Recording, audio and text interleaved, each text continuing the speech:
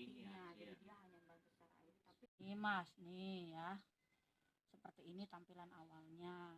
Kemudian start, nah ini ada pilihannya Mas, ada recount text, procedure and descriptive, ada naratif. Nah ini teks-teks ini ada di kurikulum recount. Kemudian ada tampilan boardnya seperti ini, pertanyaan kemudian sama sih Mas ininya sih.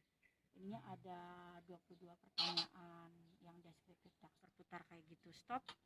Siswa kan menghentikan ya Mas ya, kemudian muncul pertanyaan. Ini pertanyaan yang tadi yang critical thinking itu, yang pertanyaan apa? Indikator dari kompetensi dasar yang harus dikuasai itu. Kalau hanya ada pertanyaan semua gitu, iya, cuma pertanyaan terus dijawab sama siswa secara lisan, bisa secara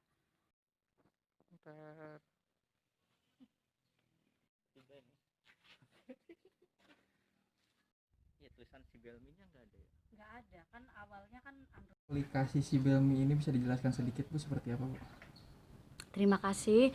Jadi aplikasi Sibelmi ini adalah mobile Android game atau permainan untuk belajar bahasa Inggris, di mana ini bisa digunakan sebagai media pembelajaran bagi guru dan juga bisa digunakan sebagai media belajar untuk siswa di rumah, karena dia offline dan dia bisa digunakan di mana saja, kapan saja. Jadi sangat membantu sekali dalam pelaksanaan pembelajaran jarak jauh di masa pandemi.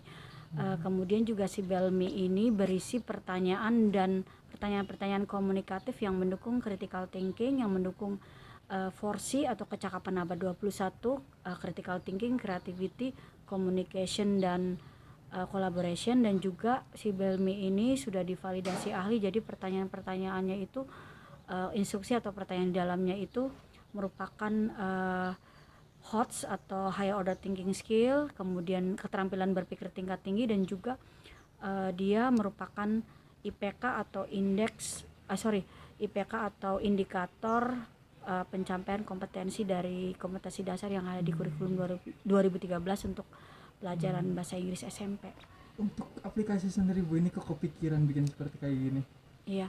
Jadi latar belakangnya itu adalah di masa pandemi, di mana sekolah ditutup, kami guru terpaksa harus melakukan pembelajaran secara jarak jauh atau daring. Nah, ternyata dalam pelaksanaan pelaksanaan pembelajaran jarak jauh itu banyak sekali permasalahan Mas. Di antaranya adalah keluhan dari orang tua tentang pemakaian kuota yang boros, kemudian tidak semua orang tua mempunyai daya dukung yang maksimal kepada anak. Kan ada yang orang tua yang tidak bisa membimbing anaknya di rumah, kemudian juga dari keterbatasan ekonomi secara kuota, kemudian juga atau daerah atau tempatnya susah sinyal, kemudian juga tingkat partisipasi siswa yang rendah Mas.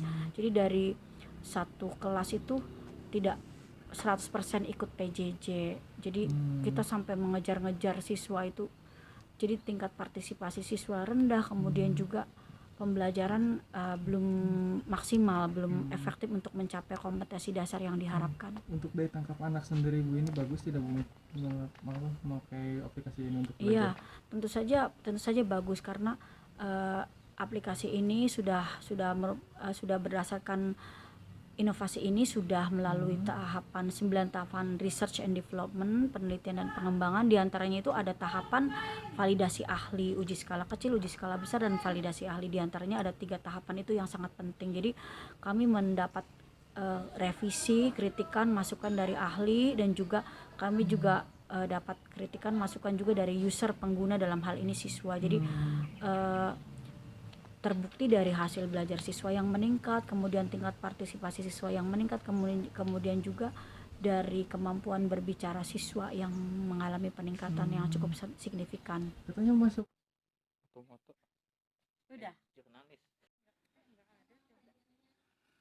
Oh iya, ini